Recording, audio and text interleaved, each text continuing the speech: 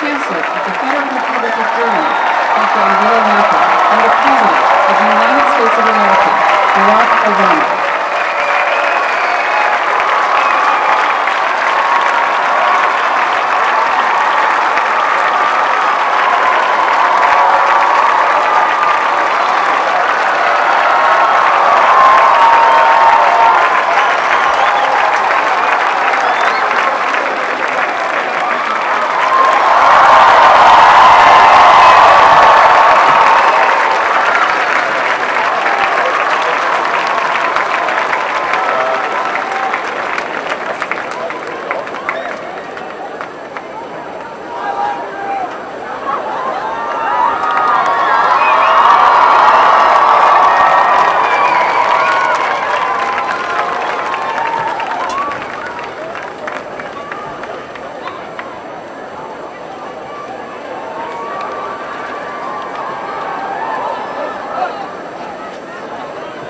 Sehr geehrter Herr Präsident des Deutschen Bundestages, Bundeskanzlerin, Bundesratspräsident, Exzellenzen, liebe Gäste der Stadt, liebe Berlinerinnen und Berliner, Mr. Präsident, herzlich willkommen in Deutschland, herzlich willkommen in Berlin, herzlich willkommen am Brandenburger Tor, dem Wahrzeichen unserer Stadt.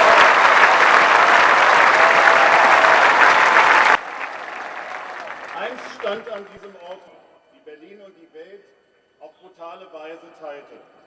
Heute ist das Brandenburger Tor offen.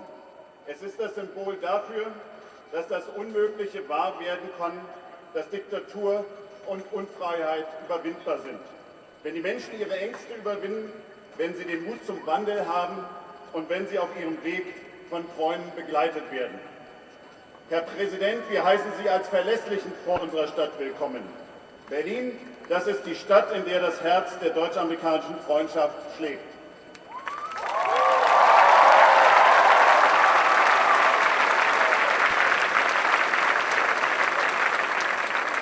Dankbar erinnern sich die Berlinerinnen und Berliner, wie uns die Amerikaner nach dem Krieg die Hand gereicht haben. Wir denken an die Luftbrücke, dieses einzigartige Bekenntnis der westlichen Allianz zu dieser Stadt. Ich begrüße besonders herzlich Gail Halverson, den legendären Rosinenbomber-Piloten. Er und seine Kameraden haben die Lebensfähigkeit der Stadt sichergestellt. Herzlich willkommen, Gail. Er ist ein Freund Berlins.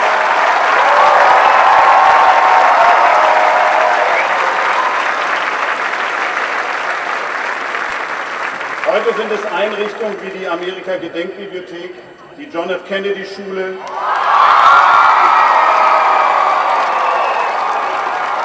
und die American Academy.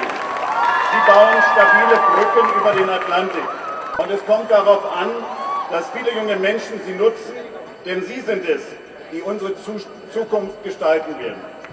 Ihr Besuch, Herr Präsident, erinnert uns an die bewegende Geschichte unserer Freundschaft mit dem amerikanischen Volk. Wir denken an den Besuch von John F. Kennedy vor bald 50 Jahren am 26. Juni 1963. Nach dem Mauerbau stand die Stadt noch unter Schock. Der Besuch des amerikanischen Präsidenten war ein starkes Zeichen der unverbrüchlichen Solidarität mit den Berlinerinnen und Berlinern. John F. Kennedy gab den Menschen Hoffnung, als er ihnen den unvergesslichen Satz zurief: Ich bin ein Berliner.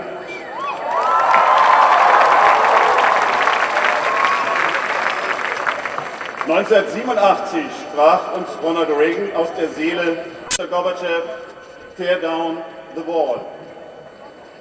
Und wir erinnern uns natürlich an Ihren begeisternden Auftritt, Mr. President, 2008 an der Siegessäule vor 200.000 Menschen.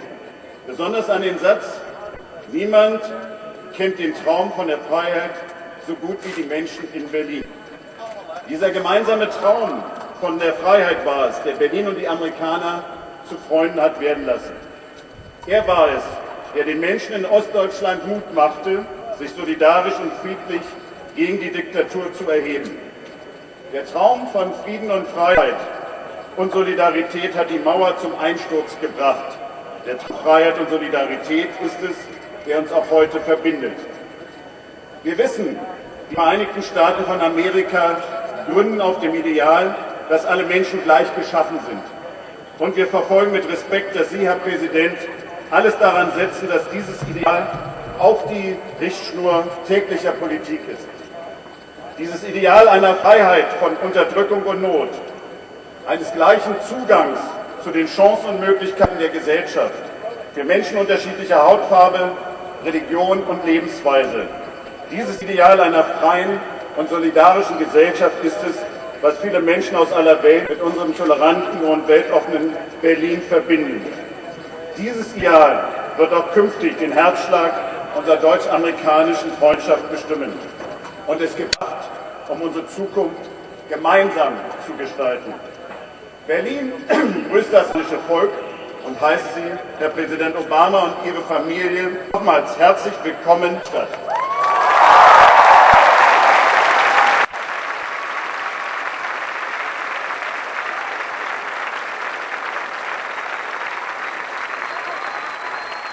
Meine Damen und Herren, die Bundeskanzlerin Frau Dr.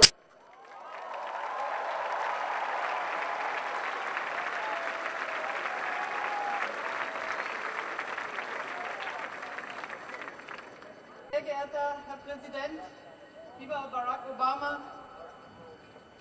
meine Damen und Herren, ich weiß, dass viele von Ihnen heute schon länger hier sind und nicht immer ist gutes, schönes Wetter. Aber ich sage ganz einfach, lieber Mann, wir haben das bestmögliche Wetter ausgesucht. Herzlich willkommen in Berlin.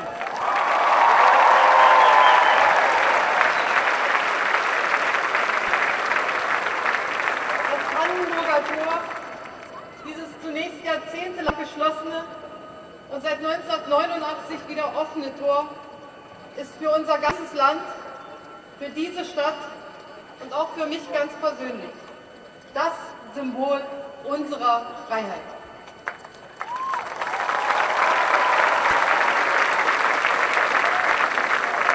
Vor 60 Jahren war es einer der Schauplätze des Volksaufstandes in der DDR. Am 17. Juni 1953 fasste rund 1 Million Menschen in der ganzen DDR den Mut, ihre Stimme zu erheben. Sie protestierten gegen staatliche Bevormundungschaft, für Bürgerrechte, Demokratie. Sie riefen, wir wollen freie Menschen sein. Ihr Ruf wurde damals von den auffahrenden sowjetischen Panzern erstickt, doch die Sehnsucht nach Freiheit, sie blieb lebendig. Am Ende brach sie sich im Herbst 1989 Bahn, als ein Unterdrückungsregime des Ostblocks nach dem anderen in sich zusammenbrach. Und am 9. November 1989 dann auch die Berliner Mauer fiel. Die Bilder der jubelnden Menschen gerade hier am Brandenburger Tor, sie gingen um die Welt.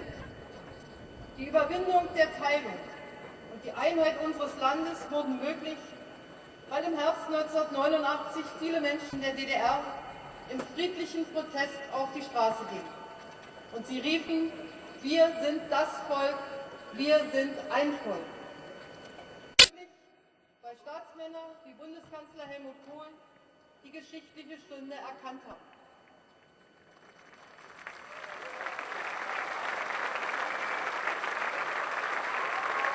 Und sie wurden möglich, weil wir uns in dieser Stunde einmal mehr auf den starken Partner und Freund verlassen konnten, der Deutschland und Europa nach den Schrecken zweier Weltkriege als entschiedener Verfechter der Freiheit dauerhaft verbunden sein sollte, auch die Vereinigten Staaten von Amerika.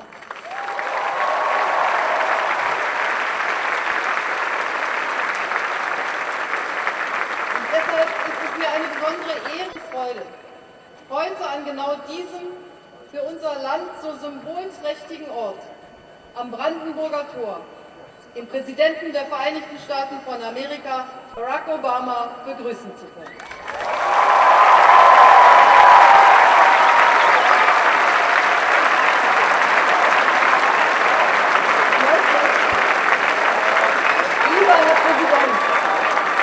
Barack Obama.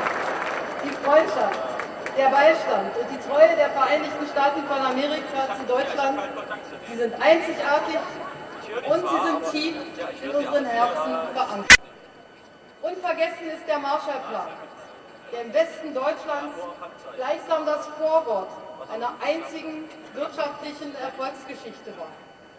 Vergessen sind die amerikanischen und alliierten Piloten, die 1948 und 1949 unter Einsatz ihres Lebens Berlin über eine Luftbrücke versorgt haben.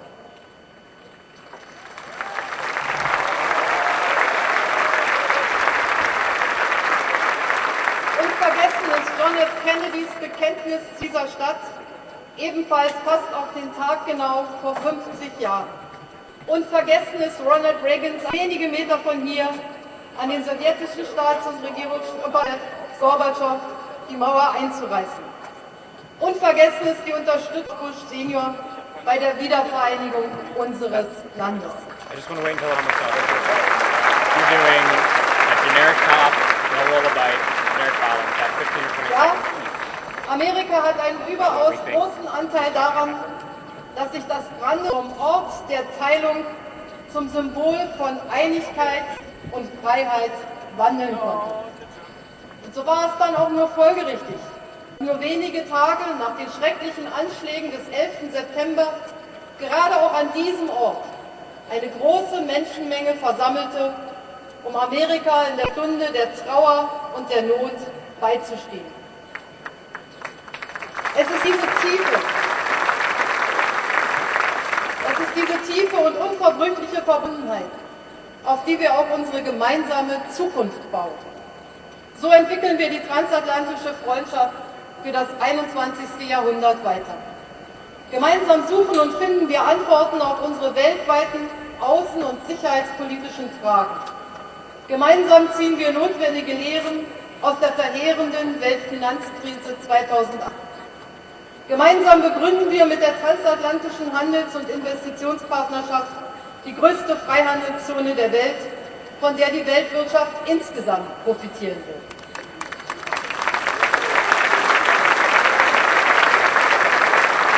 Erst gestern noch haben wir uns im Kreise der führenden Wirtschaftsnationen der Welt mit den Herausforderungen beschäftigt, die uns alle bewegen. Ja, wir wollen die Globalisierung gestalten, aber nicht irgendwie, sondern auf dem Fundament unserer gemeinsamen Werte. Für mich steht außer Frage, die transatlantische Partnerschaft ist auch im 21. Jahrhundert der Schlüssel zu Freiheit, Sicherheit und Wohlstand für alle.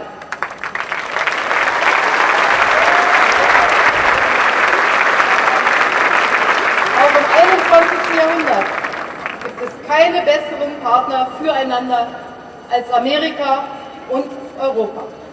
Sehr geehrter Herr Präsident, lieber Barack, so heiße ich dich willkommen in dieser Stadt, willkommen am Brandenburger Tor. Ich heiße dich willkommen bei Freunden.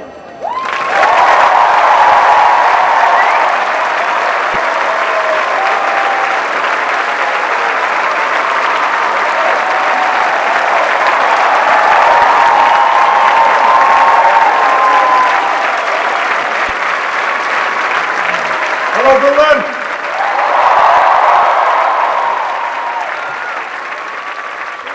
Thank you, Chancellor Merkel, for your leadership, your friendship, and the example of your life. Child, East, the leader of a free and united Germany. As I said, Angela and I don't exactly look like previous German and American leaders, but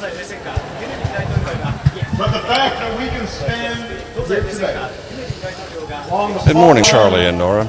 President Obama chose this historic backdrop of the Brandenburg Gate in Berlin to deliver what the White House considers a significant foreign policy address, which in large measure 10-9-8-7-6-5-4-3-2-1, 10-9-8-7-6-5-4-3-2-1, 10-9-8-7-6.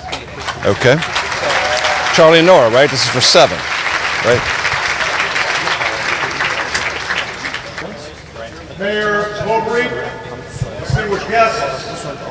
Got to go in just a couple seconds. Ready? Brett? Okay. We're gonna go. Germany, thank you for Okay. an extraordinarily warm welcome. This is the top for the 7 a.m. West Coast edition of CBS This Morning. The top of the 7 o'clock West Coast edition of CBS This Morning. I'll wait for the applause to die down. We can be a little more informal among friends. Well, good morning, Charlie and Nora. President Obama chose the historic backdrop of Brandenburg Gate to give the speech he's delivering now, which the White House considers a significant milestone in his foreign policy agenda. The president will simultaneous reductions of nuclear stockpiles in the United States and Russia, part of the overall goal of eliminating nuclear weapons worldwide. I bring with me the enduring friendship of the American people, as well as my wife Michelle and Julian Sasha.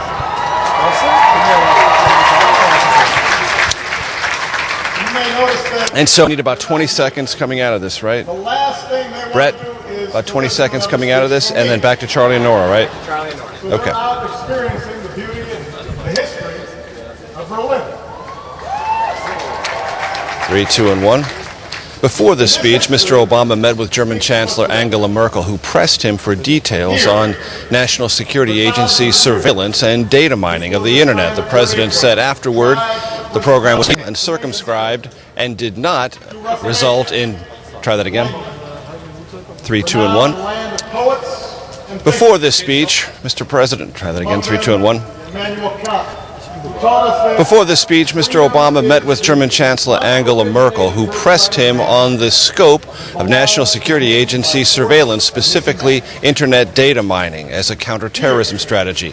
The president assured Germans afterward the program is legal and circumscribed, and no one is trolling through German Internet data. Charlie and Nora from Berlin, back to you. As art and music and science that reflected the height of human endeavor, but also war. Okay, great. Thank you so much. Yep, sounds good. We'll talk to you soon. Oh, thank you. It was here that Berliners carved out an island of democracy against the greatest of odds. As has already been mentioned, they were supported by an airlift of hope, and we are so honored to be joined by Colonel Halverson, 92 years old, the original candy bomber. We could not be prouder of him.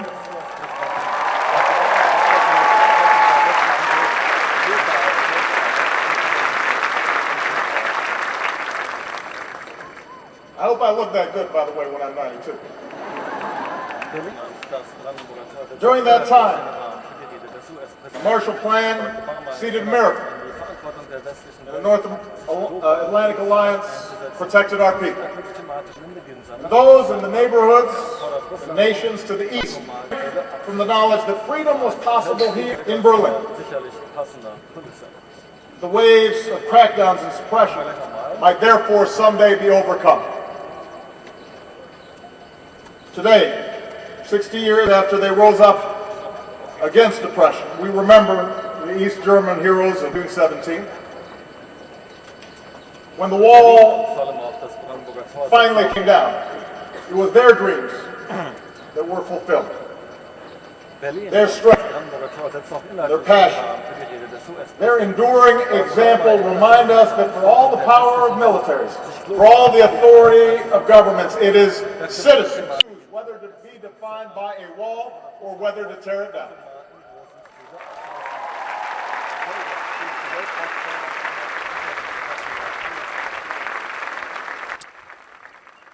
We're now surrounded by the symbols of a Germany reborn. A rebuilt Reichstag, its glistening glass dome, an American embassy back at its historic home on Paris-Air Place, and this square itself, once a desolate no man's land, is now open to all. So while I am not the first at this gate, I am proud to stand inside to pay tribute to the past.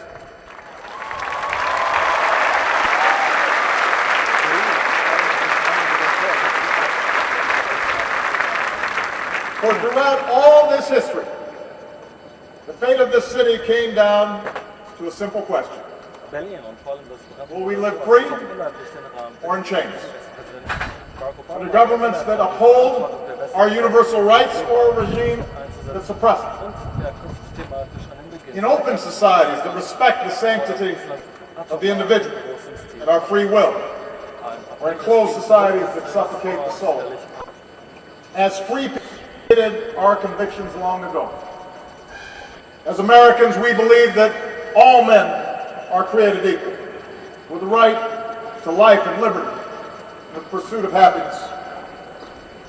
And as Germans, you declared in your basic law that the dignity of man is inviolable.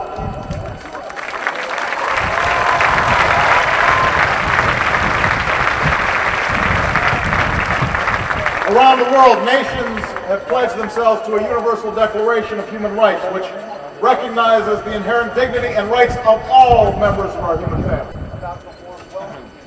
And this is what was at stake here in Berlin all those years.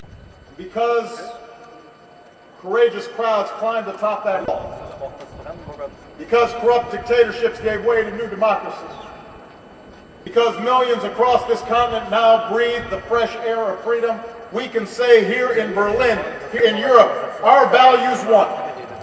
Openness won, tolerance won, and freedom won. Here in Berlin.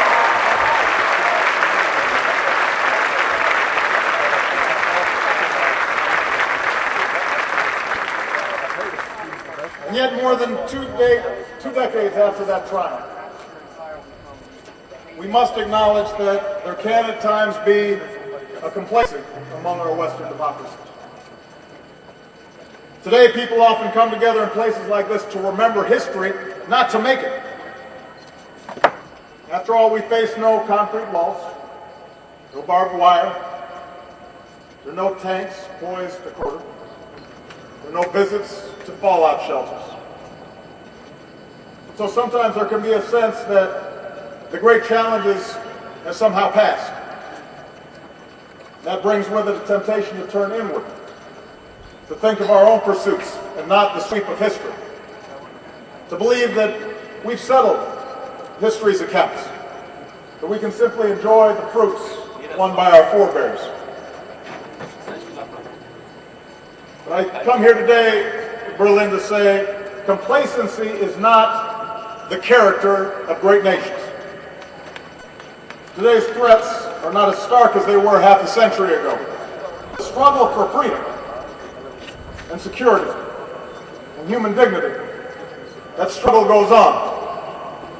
And I've come here to this city of hope because the tests of our time demand the same fighting spirit that defined Berlin a half century ago. Chancellor Merkel mentioned that we mark the anniversary of President John F. Kennedy's stirring defense of freedom, embodied in the people of this great city. His pledge of solidarity, Ich bin ein Berliner, echoes through the ages. But that's not all that he said that day. Less remembered is the challenge that he issued to the crowd before him. Let me ask you, he said to those Berliners, let me ask you to lift your eyes beyond the dangers of today and beyond the freedom of merely this city. Look, he said, to the day of peace with justice, beyond yourselves and ourselves to all mankind. President Kennedy was taken from us less than 6 months after he spoke those words. And like so many who died in those decades of division, he did not live to see Berlin united and free. Instead, he lives forever as a young man in our memory. But his words are timeless because they call upon us to care more about things than just our own self-comfort, about our own city, about our own country. They demand that we embrace the common endeavor of all humanity. And if we lift our eyes, as President Kennedy called us to do, then we'll recognize that our work is not yet done. For we are not only citizens of America or Germany, we are also citizens of the world. And our fates and fortunes are linked like never before. We may no longer live in annihilation, but so long as nuclear weapons, we are not truly safe.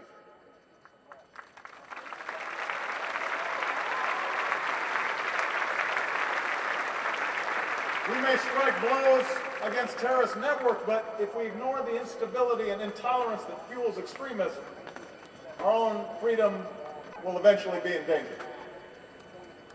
We may enjoy a standard of living that isn't the envy of the world, but so long as hundreds of millions endure the agony of an empty stomach or the anguish of unemployment, we're not truly prosperous.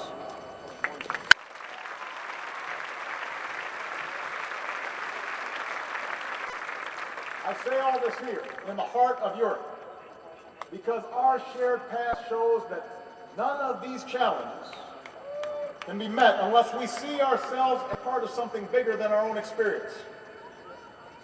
Our alliance is the foundation of global security. Our trade and our commerce is the engine of our global economy. Our values call upon us to care about the lives of people we will never meet.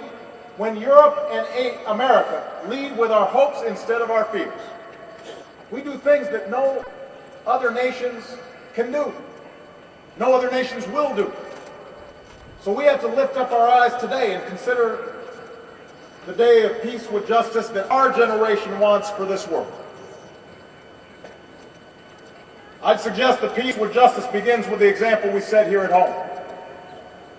For we know from our own histories that intolerance breeds injustice, whether it's based on race or religion, gender, or sexual orientation.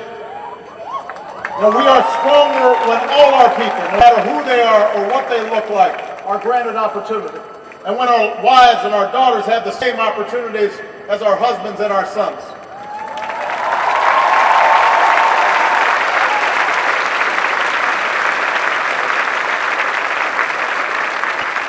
When we respect the faiths practiced in our churches and synagogues, our mosques, our temples, we're more secure. When we welcome the immigrant with his talents or her dreams, we are renewed.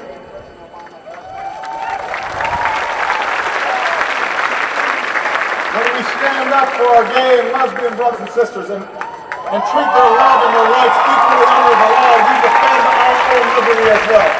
We are more free than all people can pursue their own happiness.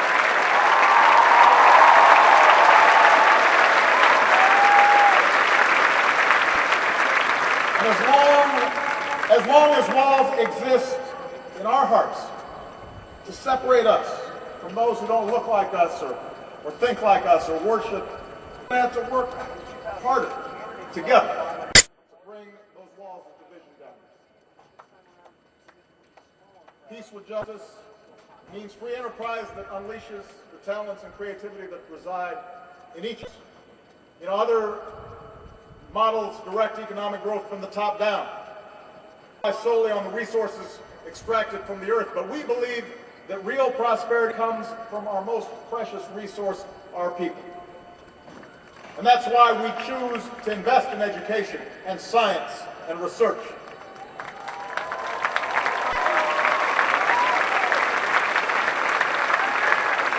And now, as we emerge from recession, we must not avert our eyes from the insult of widening inequality or the pain of youth who are unemployed.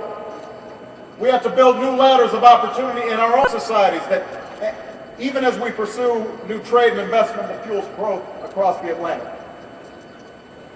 America will stand with Europe as you strengthen your union, and we want to work with you to make sure that every person can enjoy the dignity that comes from work, whether they live in Chicago or Cleveland or Belfast or Berlin, in Athens or Madrid. Everybody deserves opportunity. We have to have economies that are working for all people, not just those at the very top.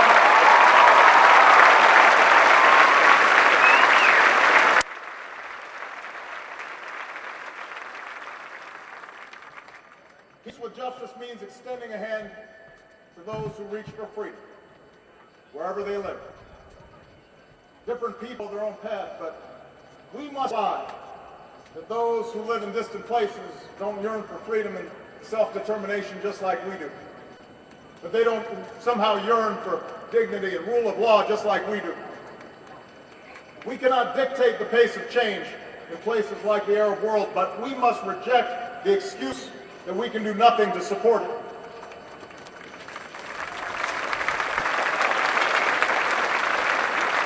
We cannot shrink from our role of advancing the values we believe in, whether it's supporting Afghans for their future, or working for Israeli-Palestinian peace, or engaging, as we've done in Burma, to help create space for brave people to emerge from decades of dictatorship. In this century, these are the citizens who long to join the free world. They are who you were. They deserve our support, for they too, in their own way, are citizens of Berlin. And we help them every day.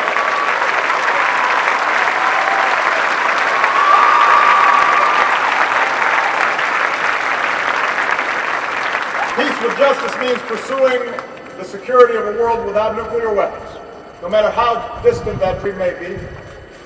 And so, as President, I've strengthened our efforts to stop the spread of nuclear weapons, reduce the number and role of America's nuclear weapons.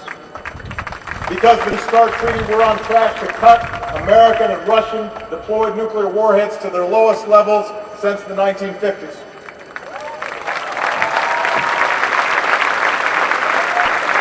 But we have more work to do.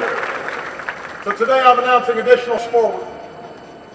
After a comprehensive review, I've determined that we can ensure the security of America and our allies and maintain a strong and credible strategic deterrent while reducing our deployed strategic nuclear weapons by up to 1/3. And I intend to seek negotiated cuts with Russia to move beyond Cold War nuclear postures.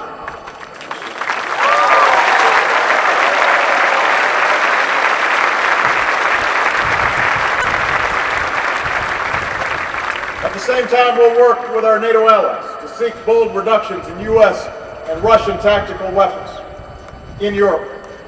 And we can forge a new international framework for peaceful nuclear power, reject the nuclear weaponization that North Korea and Iran may be seeking. America will host a summit in 2016 to continue our efforts to secure nuclear materials around the world, and we will work to build support in the United States to ratify the Comprehensive Nuclear Test Ban Treaty and call on all nations to begin negotiations on a treaty that ends production of fissile materials for nuclear weapons. These are steps we can take to create a world of peace with justice.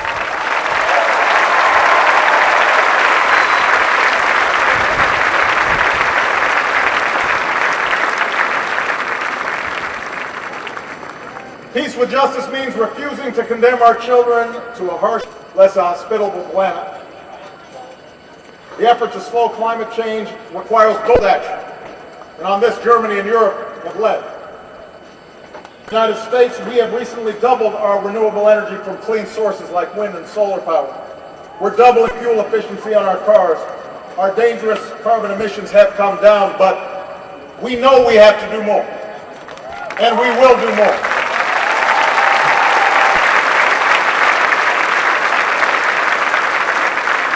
With a global middle class consuming more energy every day, this must now be an effort of all nations, not just some.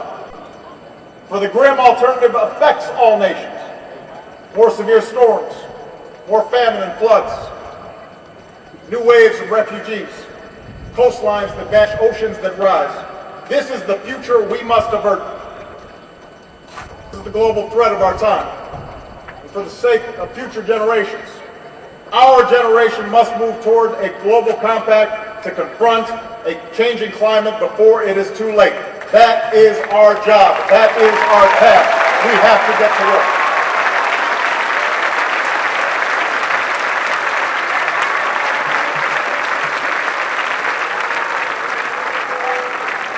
Peace with justice, meeting our moral obligations. We have a moral obligation and a profound interest in helping lift the impoverished corners of the world. By promoting growth so we spare a child born today a lifetime of extreme poverty. by investing in agriculture, so we aren't just sending food, but also teaching farmers to grow food. By strengthening public health, so we're not just sending medicine, but training doctors and nurses will help end the outrage of children dying from preventable diseases. Making sure that we do everything we can to realize the promise, an achievable promise of the first AIDS-free generation. That is something that is possible if we feel a sufficient sense of urgency.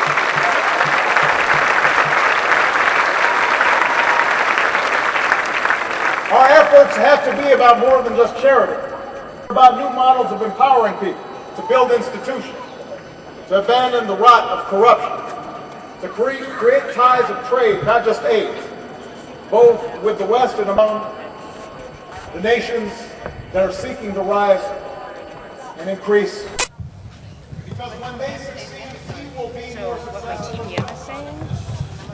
Our fates are linked. We cannot ignore those who are yearning not only for freedom, but also prosperity. And finally, let's remember that peace with justice depends on our ability to sustain both the security of our societies and the openness that defines. Check, check. 1, 2, 3. Not yet? Okay. Don't merely come from the outside. They can emerge from within, from our own fears, from the disengagement of our citizens. For over a decade, America's been at war. And much has now changed over the 5 years since I last spoke here in Berlin. The Iraq War is now over. The Afghan War is coming to an end. Osama bin Laden is no more. Our efforts against Al-Qaeda are evolving. And given these changes, last month I spoke about America's efforts against... Hello. Chuck Todd here. I drew inspiration from one Chuck of our Todd. fathers, James Hello, 1, 2, 3. who wrote, "No nation could preserve its freedom in the midst of Hello, 1A New York. warfare." James Madison. Okay. Which is why, even as we remain vigilant about the threat of terrorism, we must move beyond the mindset of perpetual war. We rebuild the prison at Guantanamo.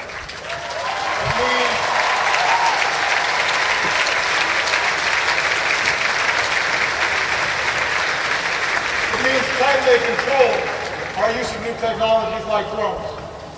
It means balancing the pursuit of security with the protection of privacy.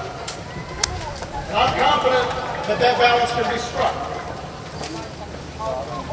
I'm confident of that. And I'm confident that working with Germany, we can keep each other safe, while at the same time maintaining those essential values to which we come. Our current program... Hey, do you have my iPad? Did I hand it to you or did I leave it over there? That's all right. I do. Keep talking to me, Sean. Keep talking. Safe here in the United States and here in Europe. But we must accept the challenge. Of course it's real, and of course it's really happening. And you people in New York should be lucky you get to see him. Maybe. We'll see. I think they got one. We'll see. Every baseball team goes on one good run. They haven't done it yet. Let's see how they do. Same with the Nats. It'll be very obvious. Take a listen. So what I'm doing, okay, Sean. Yeah, let's talk about it this way. So I'm going to start with I'm throwing to a bite from the presser on NSA. Right? So I'm doing a quick little. Here I am at the Brandenburg Gate. President's either just wrapped up or just wrapping up. And then earlier he had a joint press conference. It was the juror in particular that gave the president some tough questioning with the NSA controversy. Here's the president's defense. Take a listen.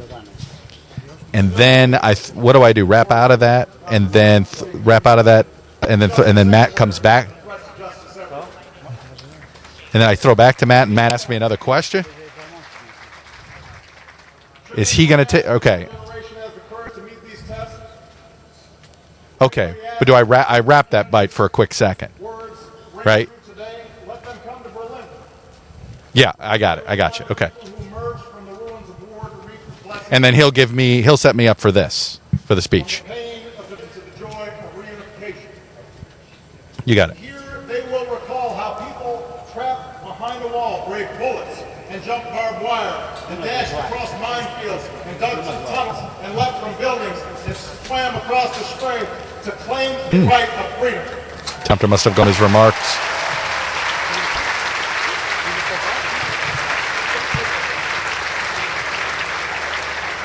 The wall belongs to history. But we have history to make as well. And the heroes that came before us now call to us to live up to those highest ideas.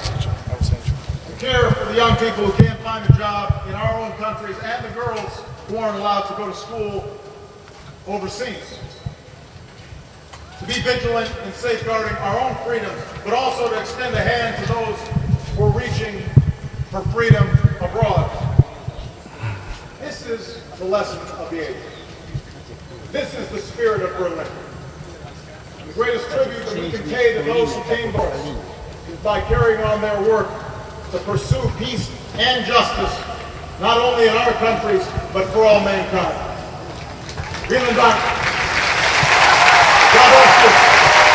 God bless the people of Germany, and God bless the United States of America. Thank you very much.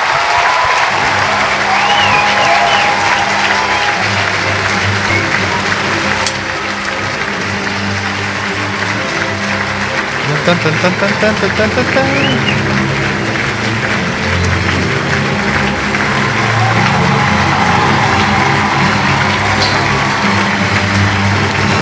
I am, buddy.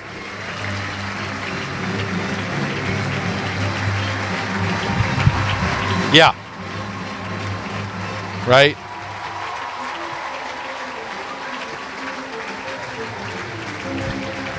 Gotcha. No tag. Gotcha.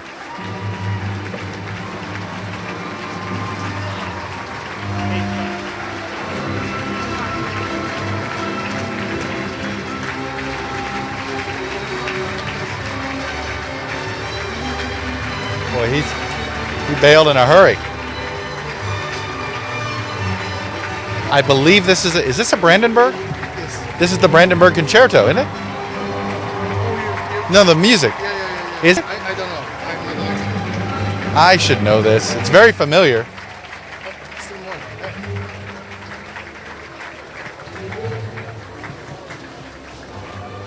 All right.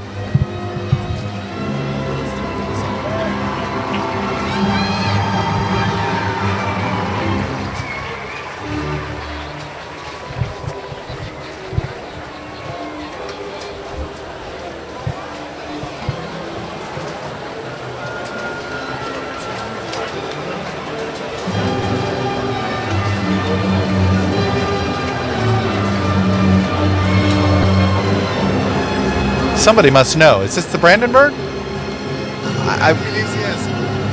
I think this is a quickly find out from somebody. I'm pretty sure this is one of the Brandenburg concertos.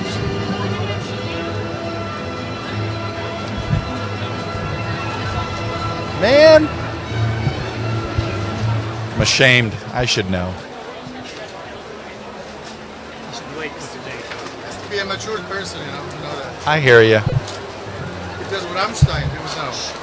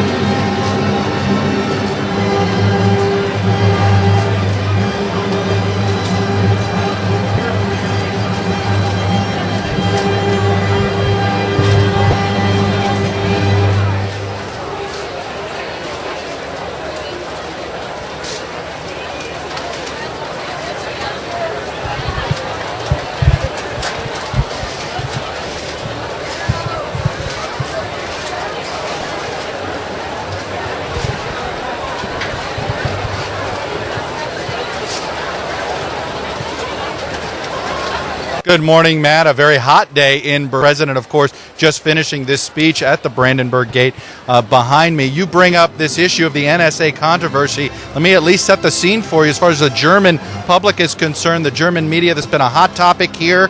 Obviously, Germans very sensitive to the idea of governments eavesdropping, the history of the East German communist movement, the Nazis. So this has been a hot topic, one politically a little concerning to Angela Merkel. Well, the German press corps pressed the president on this issue, and here's how he addressed it at that press conference. Take a look.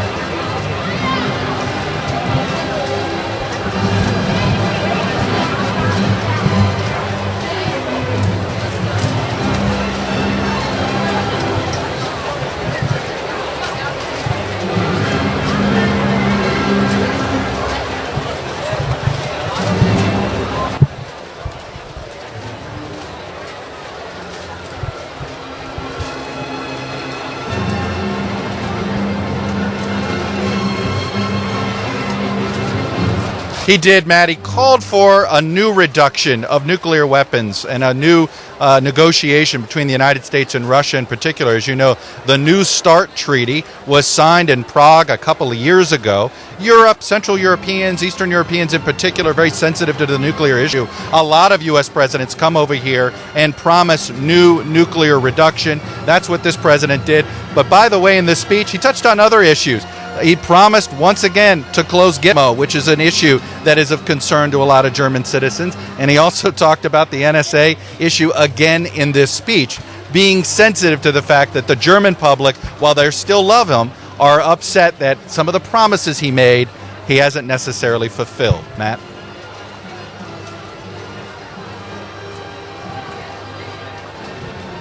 You got it.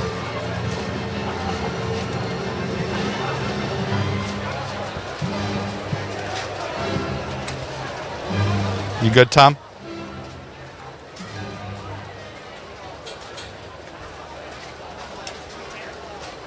Good. All right, buddy. Okay, wait. We're going to do a News Channel Ask Live. News Channel Ask Live here? Okay. Right now. Tell me when. Anytime you're ready. No question. Okay. Am I leaving space for a bite or no? Of the speech and of the presser? Which one was more interesting? The presser is what you just did for the Today Show. It is. Do the presser because you have that in your head. Do the presser. All right. 3. This side of the president's quick trip here to Europe was a speech here at the Brandenburg Gate, doing something that JFK or Ronald Reagan could never have done. He faced east and delivered this speech on the east side of the gate. There was some policy that was involved, not just the symbolism, calling for a 1/3 reduction in nuclear arms, both with the United States and the Russians. Of course, that has to be a new negotiation. That's going to take time, but it's an ambition that the president has had for a while, and it's always an issue of greater concern to Europeans, frankly, than Americans. But before this speech, the president was grilled on the NSA controversy. It has followed him over here across the ocean.